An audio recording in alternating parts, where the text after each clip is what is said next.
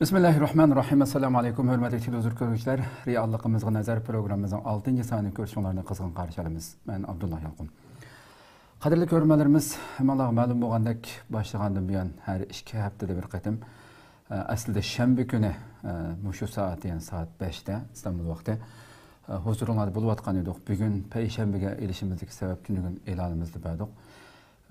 Hemalığa ma'lum bolgandek Türkiye'de şu yeni yıl münasebeti bilen Әділін başlap, yani bugün kəşdin başlap, koçuğa çıxış çəkilməsi boğanlıq üçün programımızda şənbə günü məhrum qalmaslığımız üçün bu payılıq programıdır.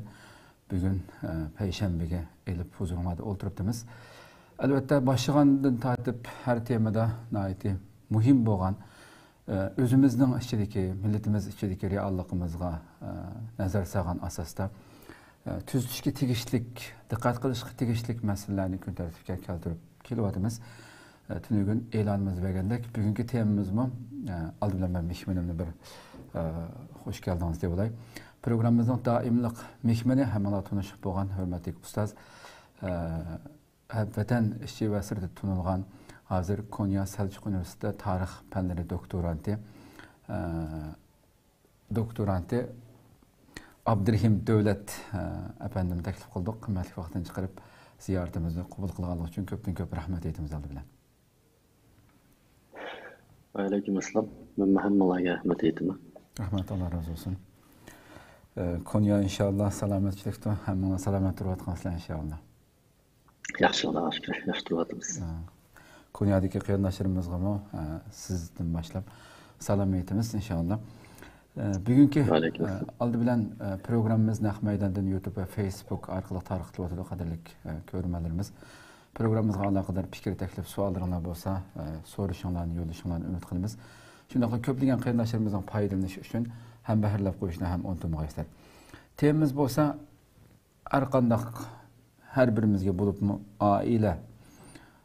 Elbette hər birimiz aile içinde yaşayımız meyli öylü koçaqlıq bolğan ailesi bolğanlar bolsun, yoki bolmağanlar bolsun şu aile içinde yaşaydı. Perzent sübütümüzde, yoki er sübütüde, yoki ayal sübütüde degendek bir aile dünya şu ailelerden terkip tapqanğı. Şu ailemizdeki nurgullarımız doğru dep qaravatqan, əməliyyatda xatalık dep qarıldığan bu meselelerini bugün inşallah vaktimizin yar bəginice paranlaşımız temamızda bunu elanımızın bəduq.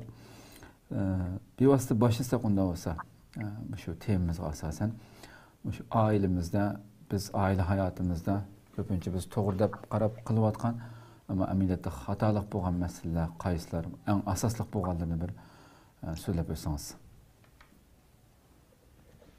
Assalamu alaikum. Bu tema biraz kengra bolğaçqa. Şundaqla qısqa vaqt içinde hemini sözlep bulaştırsa mümkün bolmaganlyk üçün ben birinci atlap bugün 3 mesele hakkında toxtalmoqchi. Buna birinci mesele bekrek Türkiye'de yaşayotgan Uyghur ata-analar münasebetlik. Şundaqla ben bugün tilga almoqchi bo'lgan bu 3 mesele.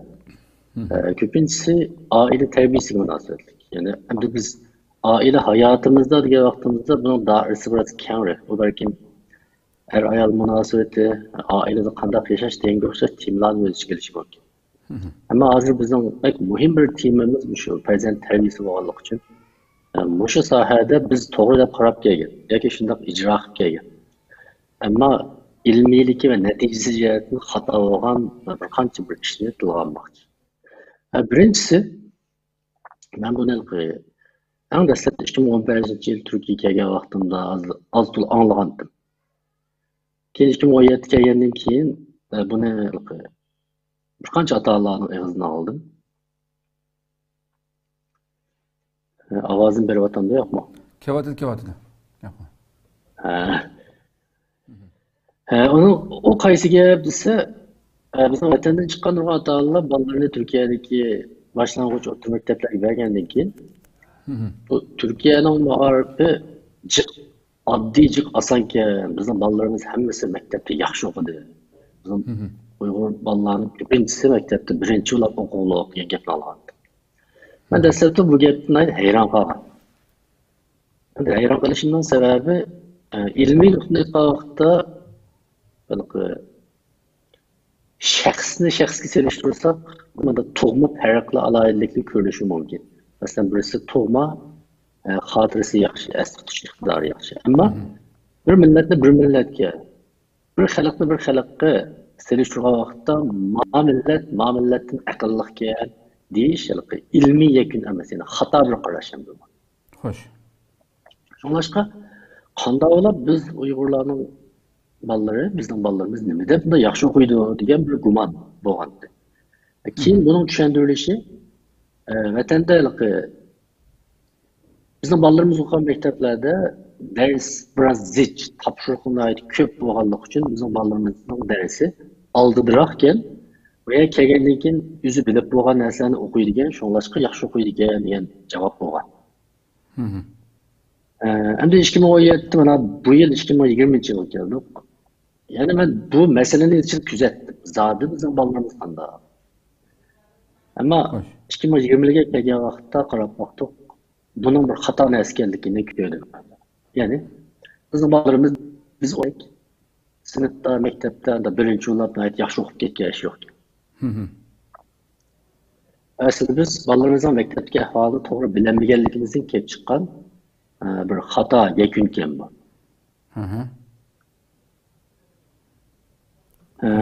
Türkiye'nin ma'arifi bek adliyken, bek asanken degan ata-onalarning ko'pinchisi da qarab baxsan, o'zining bolalarining maktabda o'qiyotgan darsliklarini bir varaqlab ko'rib baxmagan ota-onalar. Uning oson yoki qiyin ekanligiga hukm qilish uchun aslida biz bir ko'rib beqishimiz, darsning salmoqini o'zimiz dansab beqishimiz kerak. Ammo bizning bolalarimiz qarmoqqa yomon emasdek o'qiyotgandek turgandan keyin Balam yaxshi o'qiyotdi deb biz dastlabda biroz yostiqni xirlab yetibdimiz. Endi 2-3 yil o'tgandan keyin bizning bolalarimizning oldi to'liqsizdan LGS imtihonlar qatnashib, to'liq chiqib, hatta to'liq o'tirdimi imtihon bergan bo'lgan vaqtda, mana hozir biz endi umumiy nufsimizni selishtirgan vaqtda yaxshi oliy maktablarga, yaxshi to'liq o'tir maktablarga o'tgan o'quvchilarimizning soni nihoyat oz. Mana shuning o'zila bizning unda qaraganligimizning xato ekanligini bir jihatdan isbotladilar. Mana hozir bir oddiy bir misol olay. Boshlang'ich 2-sinfning hayot bilgisi darsligi bor. Bu hayot bilgisi boshlang'ichdan boldir o'tiladi, muhim darslardan biri. Ota-onalar men tavsiya qilaman, agar vaqti yetsa, bolalarning hayot bilgisi kitobini ochib o'qib, bolalar tushunmaganini billa o'rgatib o'tsa nihoyat foydali, muhim tushunchalar var. Mesela bu 2-sinfning darsligida hozir bunday narsa bor. Yani 7 yoshlik bola yoki 7-8 yoshlik bolalar bunday darslarni o'qiyotdi. Men hozir bayan bir kitobni varaq qildim. Birinchi darsdan chiqqan narsa shu. Kishilardagi xususiy farqlar, yani bireysel farklılıklar debdi. Men buni yani shaxsiy o'zimizga xos bo'lgan farqlar deb tushundim. Darsdan temasi shu. Shuningda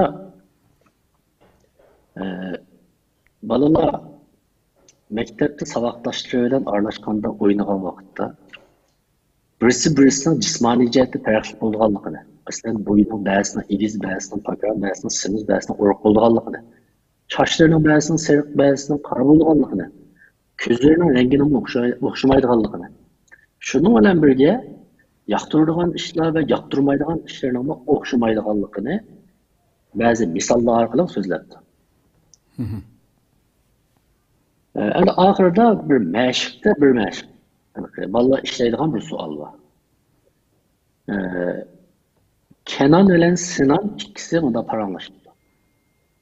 Kenan, men aytdi, zerikib ketdim. Men birden futbol oynaylı debdi. Endi Sinan debdi. To'g'ri esa, men de zerikib ketdim. Avval shaxmat o'ynasaqchi debdi. Endi ostidagi talab shu. Sizningcha bu ikkalan o'zining bu ixtilofini qanday hal qilishi lozim? Chunki birisi futbol o'ynaydi, men zerikib ketdim deyapti. Ikkalasiga yuz bergani o'xshash. Yani ikkalasi zerikib ketdi. Ama birisi futbol oynaydi deydi, birisi shaxmat oynaydi deydi. Ama o'xshash zerikib ketgan ikki bola ikkisidagi bu farqni qanday to'g'ri usulda hal qiladi. Shunga siz ko'z qarshingizga yozing debdi. Endi mening o'ylashimcha biz kichikimizdan boshlab mana xususiy farqlar, bu farqlarni qanday tushunish, qanday hurmat qilish deganga o'xshash mayli maktabda, mayli ota-onamizdan tarbiya olib boqqan emas. Mushu savolning o'zini boshlang'ich o'qiyotgan, ya'ni boshlang'ich 2-sinfda o'qiyotgan 7 yosh, 8 yoshlik bolalar emas. Biz cho'ng bo'lib qoldik buni hozir.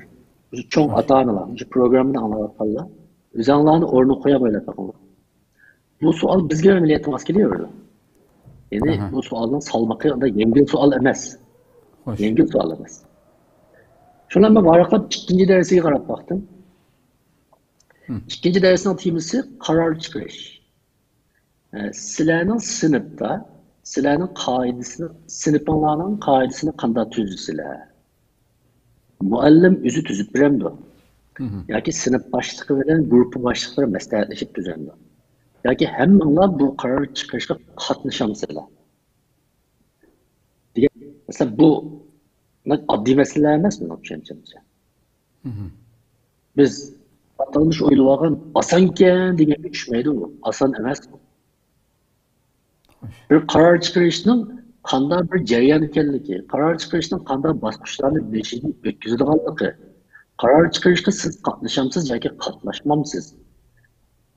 Chiqargan qarorning sizning keyingi hayotingizga qanday ta'sir ko'rsatadiganligi degandek temalarni nurg'un mashqlar bilan ishlashga o'rinlashdi. Ama 3-darsga qarab baktım. O hayran kaldırdı beni. 3-dersteki sual Türkçe grup çalışması. Yani bu öğrencisi bir grup hizmeti. Grup hizmeti kandak bulurdu. Bugünkü bugünkü günde biz badalar emez bu çoğunlar mı bir grubun hizmetini kalmaştırıp kılamıyordunuz. Yani bir grubun hizmet kandak bulurdu. Kim riyasetçilik qildi, kimlar qanday vazifalarni ustiga oldi, guruhning ichida qanday maslashimiz degandek nurg'un masalalar bor. Mana shu masalalar ayt oddiy shaklda bo'lsin-u, boshlang'ichdan 2-sinfning dars kitoblarida bor. Hadi biz o'zimizni yana bolalarni o'rniga qo'yib turib, shu savollarni da o'ylab baqsak, oddiy savollar emas bu. Endi dars biz o'ylab olgandek, biz tushunib olgandek, unda oson emas, unda oddiy emas. Yana boshlang'ichning 3-yillik sinfidan boshlab Türkçe grammatiki ötülüşü başlaydı. Anlarımız ilgi nime bir cümlede, toldurgucu nime, haber nime diyen suallara cevap verişti başladı. Benim bilişimce, ben başlangıçta okuyatkan vaktinde bu cümle bölekleri biz toluksuzluğu çıkkandan keyin ötülüşü başladı.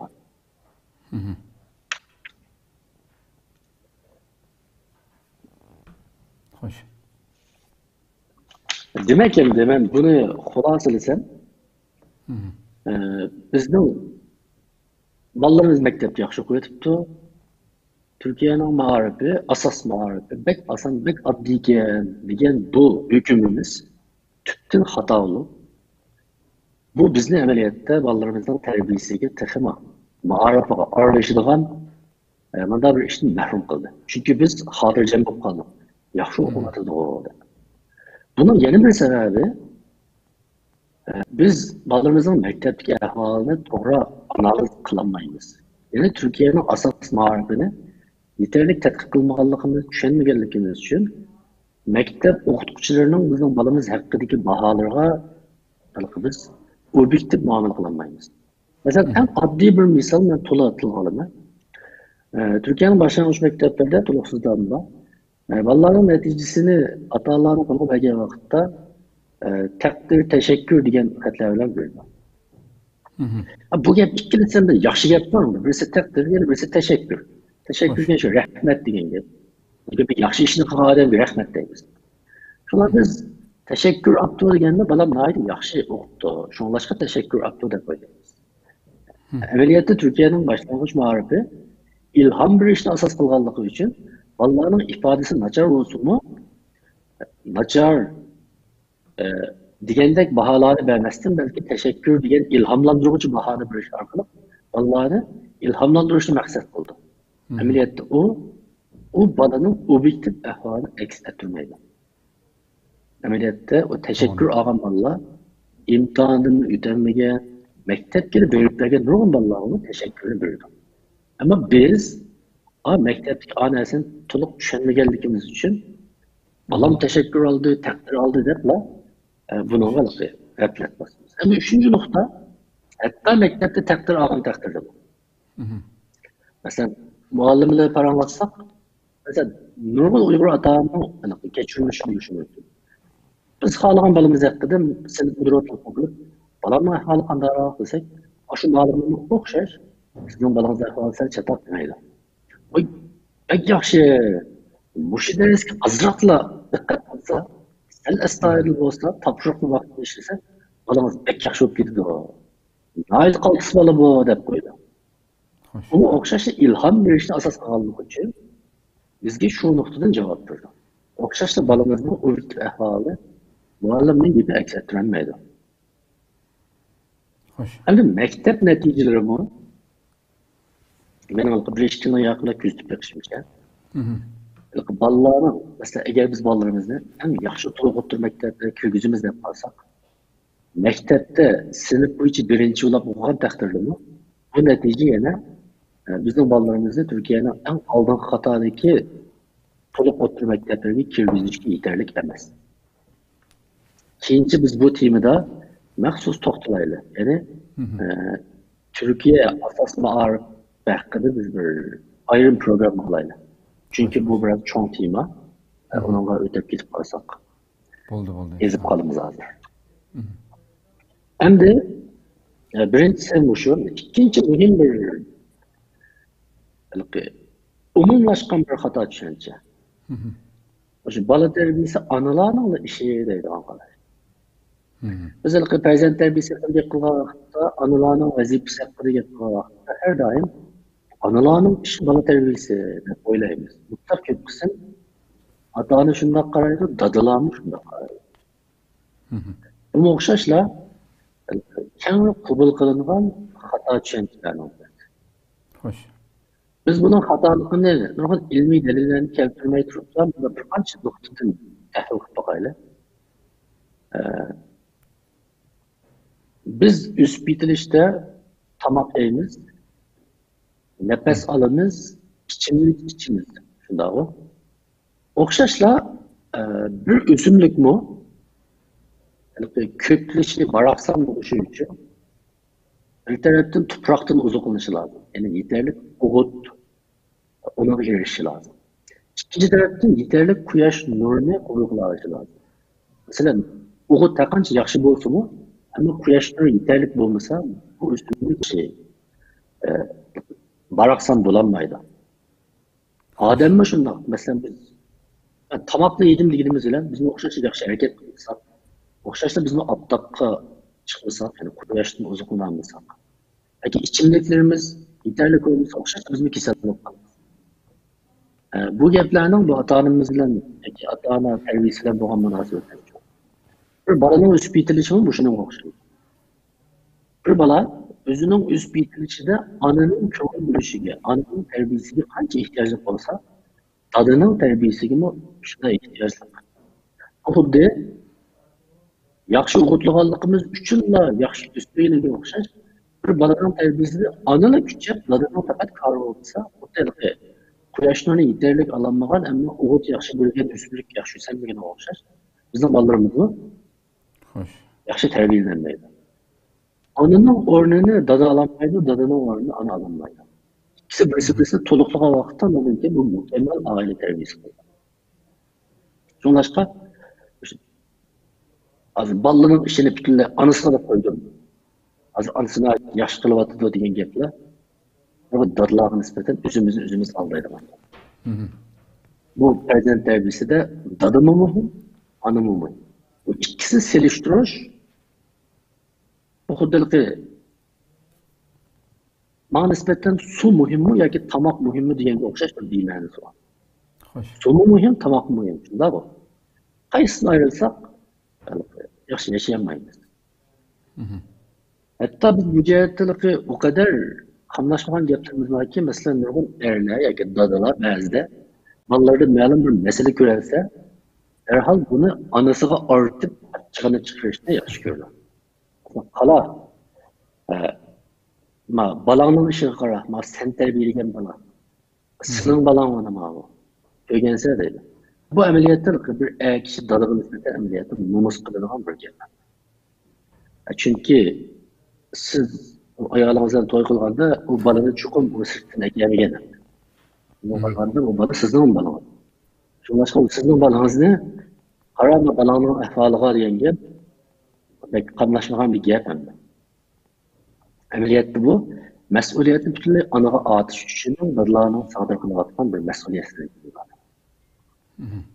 Hem de kısaca bir şeyden dadalarning farzand tarbiyasidagi mas'uliyatini bir qancha nuqta bilan so'zlashni to'g'ri topdim. Chunki nurg'un dadalar biz endi sirtda topmaymiz, biz aldirash, oila boqimiz, albatta ona qilish lozimda, biz qilmaymiz deydi. To'g'ri. Dadalarning shunday bir vazifasi bor. Ammo bu deganlik hargiz oila tarbiyasida dadalarning faqat dunyo bo'yicha ekib turish vazifasi bor, boshqa ishlar faqat chatqi yo'q deganlik emas. Birincisi, dada Allah'a nispeten dünyada anısına okşaşla. Allah'ın birinci ülgesi. Yani iş hareketini ata-analar, balalar ata-analardan aldı. Yani dadısına karab durup, ya vatansever buldu, ya ki vatanını sevmeydiğin bir adam buldu. Dadısına karab durup, namaz okşayacak çocuk adam buldu, ya ki namaz okşayacak sevmeydiğin adam buldu. Bunda adı sekemde. Bu yana ki dada hiç kim orada alamayacağın bir balanın ilgisi. Hoş. İkincisi hem de dadılar özünün de məqsədli, stratejilik arkalık aile muhitini Allah'ın üst intelişiyle en muvafık halette eklerler. Üçüncüsü dada ballarına dünyanı göz. Sırtlara çıkış, ballarını okşamayan muhitlarla uçraştırış, başka dünyanı göğüstüş, o ananın vazifesi, adının vazifesi. Allah'ın başka dünyayla uçuşu, bu tamamı işte okşaşla mühim iş. Bizim ballarımız kança köp başka muhitle uçurasa, kança köp nesnelerini köse, onların dünyası şunun için mol oldu. Onun oylaş dairesi şunun için kenar oldu. Siz bir balını kudukta yaşaganda kudukluğunu çoğun kılıp, anadaki bu balının bir dünyavi tefekkürüne, bir dünyavi nezerini talep kılsanız, adillik alanda olmaydı. Çünkü o kudukluğun müküydü, kudukluğun üstündeki şu yumulak bir aslan müküydü. Şu onun oylayışı, onun tesavvürü, onun gayesi, şu kudukluğun işçilik bulduğu. Tadının bu cihazı bekliyor. Yani dördüncü cihetin bek kök ilmi tədqiqatı azı elipleri var. Dadının balığa aralışının, balığın mektepteki okuş neticesiyle, onun ictimai alatı iktidarı, psixik sapasının köyüsüdüğün təsiri hakkında bek kök tədqiqatlar. Ama yığın çapağa vaxtda şu. Dada ballarının bulup mektep hayatına qat'i kendi olmaydı. İkincisi, ballarının psixik sağlamlığı da Allah dada qat'i kendi olmaydı. Hoş. Dadısı qancha aralashgan bolalarning maktabdagi natijasi shuncha. Dadısı qancha kar olmagan bolalarning maktab natijasi shuncha. Faham bo'ldi. Buni ki dada anasiga atipla, anasiga döngepga qutulolmaydi.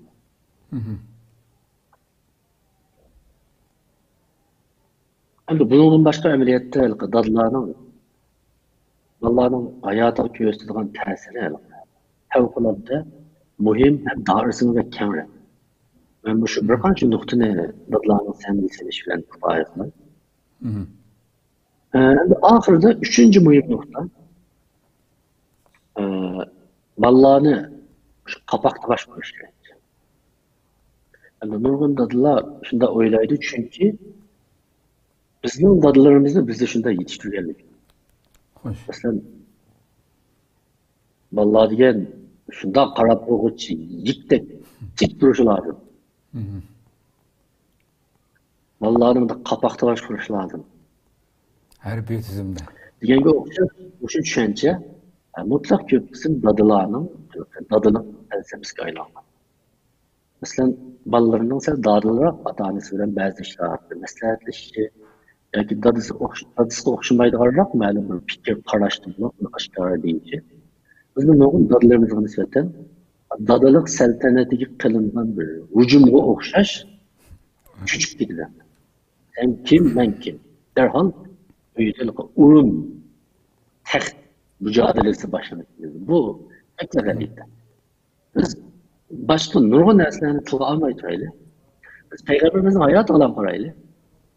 Xo'sh. Agar mening qarashimcha, agar islom tarbiyasida, ya'ni islomning oila tarbiyasi tushunchisida agar bir og'iz so'zga yig'inchoqlashib to'g'ri kelsa, bir prinsipga yig'inchoqlashib to'g'ri kelsa, sevgi, mehr, muhabbet aile terbiyesinin yadrosu. Peygamber Aleyhisselam'dan ballahı münasebeti nurgun hadisler geldi. Onların mutlak köpüğü qaraydigan bolsanız, hemmisi balalarının o'rnini muayyenleştirgen, balaların mehr, muhabbet bilen muamele kılgan. Peygamber Aleyhisselam'ın bivas yatıdı şunda. Biz nurgun hadisleri biliriz. İmam Hasan, İmam Hüseyin kadarlık Peygamberimizin nevreleri namaz okugan vaqtda Peygamberimizin dümbesiga chiqib olgan, to'lasiga chiqib olgan. Hatto o'rnidan turib qiyomga turgan vaqtda quchog'iga elib olgan, sajdaga borgan chog'da qo'yib namoz o'qigan. Bu yerda biz nimani ko'ramiz? Biz faqat buni nuqtalarga tahlil qilib, namoz vaqtida bolalarimizni ko'tarib o'qitishimiz durustmi emasmi deganlar javobni olsak, haqiqiy mohiyatini ko'rmagan bo'lamiz. Oddiy bo'lib qoldi. Bu yerda bolalarga nisbatan qanchalik bir kuyunishdan borligini sezadi. Namozga o'xshash bu ulug'. Namozga o'xshash kichkina bir harakat namozni buzib qilish ehtimolligi bo'lgan bir faoliyatda, bir ibodatda balani ko'tirish. Mesela namazın aldığını ötüş qat'iy xato. Ama balalarning ish xato emas. O'ylab qo'ying. Balalarning ish xato emas. Ba'zi vaqtda biz o'qimag'achqa 5-6 yoshli bolalarimiz yugurib o'tib ketib qolgan, namoz o'qigan xatoyib qo'yib qo'yamiz. Sen ish qilyapsan oldin deb. Peygamberimizin bu şu işiyle bir mehr muhabbetin qanday ifodalanganligini ko'ramiz. Yani bir qatim bir odam keldi Peygamberimizning yanına. Peygamberimizin Uzun hevresiyle oynayışatkanlığını görüp dedi. Benim 10 balam da zaten de kucaklap kucaklamam anmayma diye vakti Peygamberimizin ait açık geldi. Şunu öğrendim bize. Men la yerhamu la yurham. Yani kim şefkat kılmasa onun bunu şefkat kılınmaydı. Yani bir dada bir ana bir dada. Üzünün balasını kucaklığa ağmasa bağırığa basmasa. Onun pişanesinden öpmese, söymese, onunla mehr muhabbetini ıslanmasa, uçağı bunda kişiye rahim şefkat kılınmaydı. Buna ait eri kattık yapma. Tasarruf yapmasa. Anladın ki, Kur'an'da bir ayet var.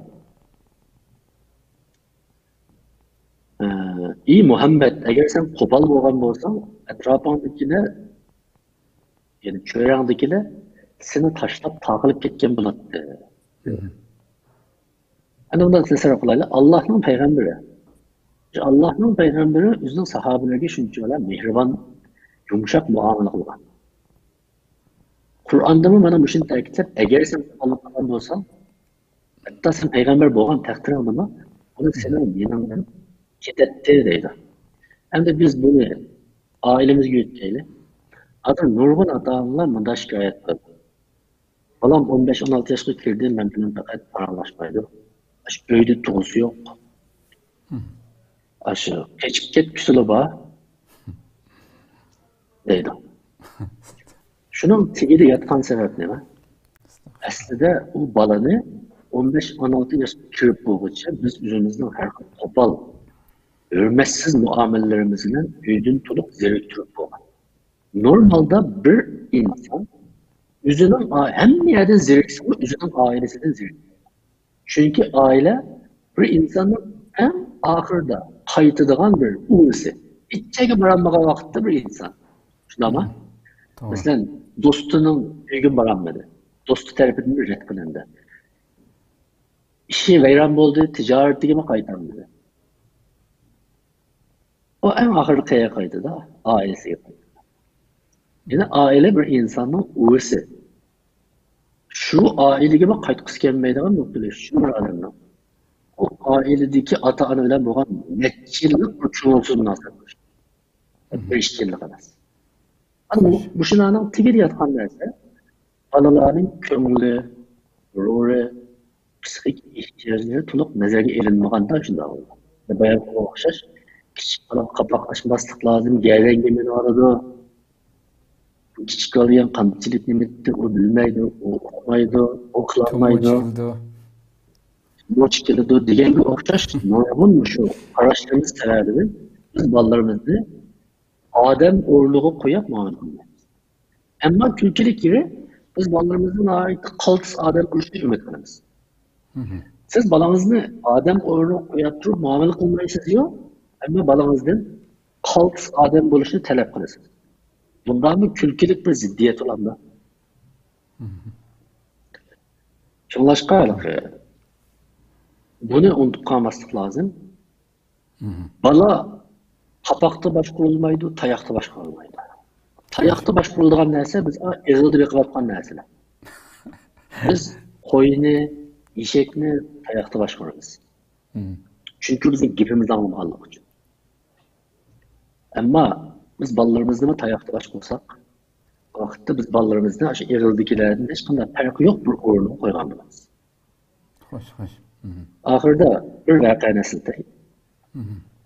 Bu Enes İbn Malik radıyallahu anh'ın bizi sözletmegen bir söz. O deydi, Enes İbn Malik radıyallahu anh'ın şunu oğullarımız birimiz, nait köp hadis rivayet kılgan, nait uzun ömür görgen, nevreleri boğan bir sahabe. Lakin en uymalaydı ki, o 13 yaşından başlayıp Peygamber Aleyhisselam'ın yanında çoğun oğan. Yani Peygamber Aleyhisselam'ın etrafında bir kırap yügen bir bala. Hizmeti de boğan bir bala. O deydi, ben Peygamberimizin yanında şunca uzun tuttum. Birer kıtımı beni sen bana hata kıpsa da bana taptağını kıp açıklap bakmadı. Hem de buna aitlik bir yüksek ölçem bulup bilinişi mümkün bir zannetim. Yani kan dama bir balını ama da toplamayı, açıklamayı çok kılalayım dedi. Sonra insan özünün psikisini hemen içip bu derecede kontrol olmayı da bazı vakitte çaçırap kalımız, kapıp kalımız, çeçilip kalımız. Bunu doğru çocuk oldu. Ama aile muhiti de, ata-ananın prezent münasebeti de asaslık hareketinin düşünüş, mehr-muhabbet, istaşlık, tuygudaşlık degende mavu tüpki hissiyat münasebetleri üstü gelmez. Vakıraş, cakıraş, uruş, tığlaş, hakaretleş, katarlıkla yukarı nispet yukarı vakitte ballarımızın mesele görürse hiç kaysımız ağırmasak oldu. Bunun en xəterlik yeri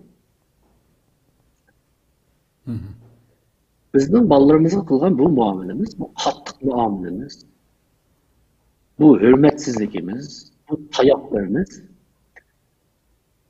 okşaş balılarının kelgüsü de üzerine ballarına kırılgan muamele adeti görüyoruz. Yani xəterlik yeri muamele. Yani biz vasıtalı kaldı nevrelerimizi biz yankeştik. Mesela siz balasını tulu uğurduğun bir dadıyla paylaşıp bu balını da uğan hep şunda dese bu dadını da cevap verir. Annem de atla küçük vaktimizde biz yiyen tayaktan aldı da bizim bu balı yiyen tayak kançilikti. Bizim dadımızdan tüzü tayak hep çoğunluğun hep şunda diyor. Bu ne ben? Yani dadamның meni urib cho'nqilgan odati bilib bilmay mening enimda menimi balamni urishimni balamga baqirishimni balamga qattiq muomalashimni keltirib chiqaradi. Demak siz keyin nevrimizgimi doim uni uradigan tillaydigan bir balani yetishtirasiz o'zingizning shu muomalasidan. Şuna bu. Hatta hazırkı şu özara qarindoshlar o'ttirsidikimi bir-birisiga shiddat ishlatishmasligiga sabab bo'lishi mumkin. Nevresiga qolmaydi. Shunda albatta shunda. Chunki shu narsani esimizda bo'lishi lozim. Ata-onalarning bolalarga vaqirishi shu vaqirashga sabab bo'lgan masalani Şu xil usulda hal qilamizkan deydigan tushunchaning tug'ilishini keltirib chiqardi. Masalan, bir bola topshiriq ishida xat yozdi. Xati toza chiroyli emas. Xati toza chiroyli bo'lmaganligi uchun, tushunasiz, bola xatni bunday yozadi demasdim.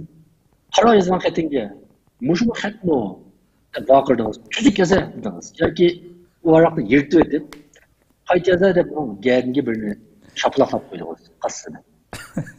Bu öykülü alınan çoğuna değil. Ama bu sen çoğulagandan keyin endi uquşi var.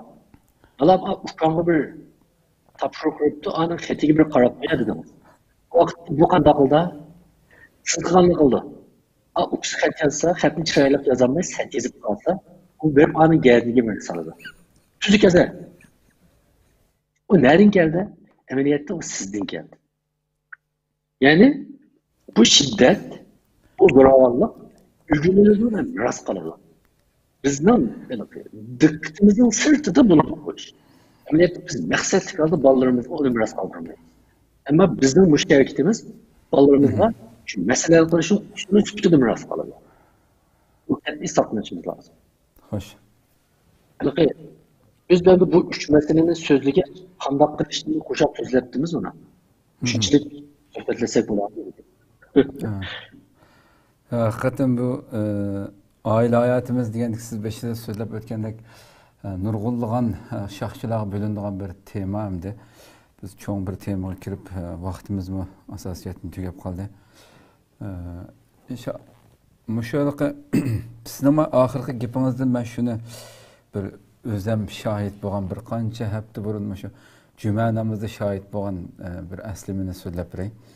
Hakikaten shiddatni keltirib chiqaradiganlik, qo'pollikni keltirib chiqaradiganlikqa juma namoziga shu bizning qarindoshlardan birisi Uyg'ur qarindoshlarimizdan bolasini shu jumaga olib keldi. 5-6 yoshli bola, balki bo'lsa 6-7 yosh bola endi. Namozdan keyin, farz namozdan keyin, jumadan keyin bola o'ynab boshqa sunnat o'qiyotganlarning oldidan o'tib qoldi endi. Ütüp qalğandan keyin adam özünün sünneti oqub balını şunda qattiq qo'poltaydi ekan, shu yuzlarini mesela mojib sen nima ish jim turmaysan, jim o'ltirmaysan deb. U bola yig'lab ketdi ham dadasining qo'polligidan qo'rqib. Ay yanda bir 2-3 metr nerisida motorning ustida u bolaning bir kichik bir 2-3 yoshli hamda inisi bor ekanda, motorning ustiga o'ltirib qo'ygan dadasi. Abal dadasining ayliqi zarbini yeb bo'lgandan keyin ko'z oldimda ko'rib turibdim o ishni. Bu manzar acayip bir manzarda hamda. Bir motosikletin ustida xiyol yo'q, jim o'ltirgan bolani berib chang shunda qattiq urdi bolani yuziga hamda. Kichik bir bolaniki. Men bu manzarni ko'rib rasman acayip bir ichindim-da bu dadning bu qilishimda qilib bir bolaning dadasini o'yna qilib shu hamon boshqa birisiga chiqirdi ekanda, uni qanday bir so'rin bo'lsa ta'sir qildi ekan bu jiddiy shu hamda. Shunday bo'ldi. Demek bir ziddiyet yüz verse bu ziddiyetini paranlaşıp, sohbetleşip, diyalog ile hal kılabiliriz emez. Çok ya vakrap hal kılabiliriz. Yani küçük tayinip hal kılabiliriz. Mesela azimde öyle bakma. Uygurlarda normal bir münazireni göremeyiz. Şunda bir münazir torunu yüz vergen ama bu derhal tıl zoravallığı kaynadı. Doğru. Çokum tıl hakaretten nihayet tiz meydana atıldı. Eğer şu adamlar bir işhanın münazirlesi tasarruf layısı muşlaşıdır. Doğru. Yani coğrafilik ağırlık sebebidir, muşlaşamaydı ama ayetki tüm zoravallıkının özü bizden ihtilafını diyalog ile hal kılışka emas, belki zoravallık ile hal kılışka yetildirilgenlikimizin bir ifadesi bu. Bu hatta bizden bana büyük günde davayımız kadar, siyasi faaliyetimiz kadar tesir ediyor. Biz ziddiyetlerimizni diyalog orqali hal qilish odatlanmasak, bu vaqtda biz umid qilganmida umumiy birlik, cho'ng bir birlik sifatida kurash qilishdan iborat manda g'oyamizga yetolmaymiz. Chunki ixtilofdan saqlanish mumkin emas. Biz qila oladigan ixtilofni hamma odam qabul qila oladigan chiroyli usulda hal qilishni o'rganish. Agar biz har bir ixtilofga nisbatan chachrab bilan muomala qilsak, derhal irizimizni buzsak bu vaqtda biz kim bilan chiqish olaymiz, kim bilan bir ishni birga qila olamiz. En ahirda hatta o'zimiz bilanmi o'zimiz chiqish olmaymiz. To'g'ri. To'g'ri. Ko'pdan ko'p rahmat, Alloh razı olsun. Emniyetde uchrayotgan biz qilayotgan nurg'ulg'an xatoliklarninki qaysilar deganda buningki albatta tuzitish yo'llarini bunun javobini nima berayotgan bo'ldingiz. Ikkinchi savol bu temada. Müşahede kupaylansak inşallah bunun devamını inşallah aldığımızdaki sonimizda davamlaştırırsak albatta nurg'ulg'an hakikaten bu sınıp ketken milletimiz arasında mayli hozirgi şu balaga ders berayotgan ustozlarning o'tirsin mijq ko'riladigan masala shu qattiq tutmagan o'qituvchining qo'lidan yaxshi bir o'quvchi yetishib chiqmaydi deb qaraydigan nurg'un atrofimizda anglab turayotgan ko'rib turayotgan ishlar olim bo'lganda anadan keyin o'quvchi olim bo'ldi deydigan bir sapsadiga aylangan bir maqol bor bizda. Bo'lsin, mushuni oldimizdagi sonda mushuni biroz bir tartishsak bo'ldik. İnşallah paranlasak. Köpten köp rahmet olsun müşahede ahırlaşırsak bir programını. Hammalar rahmet. Allah emanet. Qadrli ko'ruvchilarimiz, shuna qilib realligimizga nazar programmamizning 6-soniya vaqt e'tibori bilan mushahada oxirlashadi. Anglab o'tganimizda qadrli ko'ruvchilarimiz oddiy sal qarab hech qanday his qilib his qilmay o'tkazayotgan hayotimiz, turmushimizda nurg'ulg'an masalalar bor. Ya'ni bu sal qaralganda mushundaq oddiy shaklda o'tkazib o'tilgan vaqtida kelgusida nurg'ulg'an o'rnini to'ldirib bo'lmaydigan darajada ziyonlarga, xatarlarga uchrashimiz aniq bu masalani. Shuning uchun mayli ilqima turklarda bir gap bor, ziyonninki balki nurg'ulg'an ota-onalar masalan bugungi kungacha balasining yoshi 10 necha, balki 10-15 yoshga kirgacha mushu yuqorida so'zlab o'tilgan xato uslub bilan tarbiyalagan bo'lishi mumkin. Bu bolalarning kelgusi hayotidagi oldidagi kunlarda hayotiga nurg'un ta'sirlarni, hattoki bolalar cho'ng bo'lib o'yachaqlik bo'lgandan keyingi o'z farzandlari qiladigan muomalaga bevosita ta'sir ko'rsatganligini so'zlab o'tgandim. Buni albatta nurg'un yana bundan keyin ota-ona bo'lmoqchi bo'lgan kichik farzandlari bor ota-onalarimiz bor dunyoning har qaysi joylarida. Ziyonninki naridan qaysang foyda deydigan bir shu yerlik qarindoshlarimizning Turkiyada shunday bir so'zi bor. Shuning uchun biz hali ham nega kelib qolgan bo'lsak, ahvolimiz nim bo'lsin, oldimizdagi sonlarda inshaalloh buni paranglashishga tirishimiz.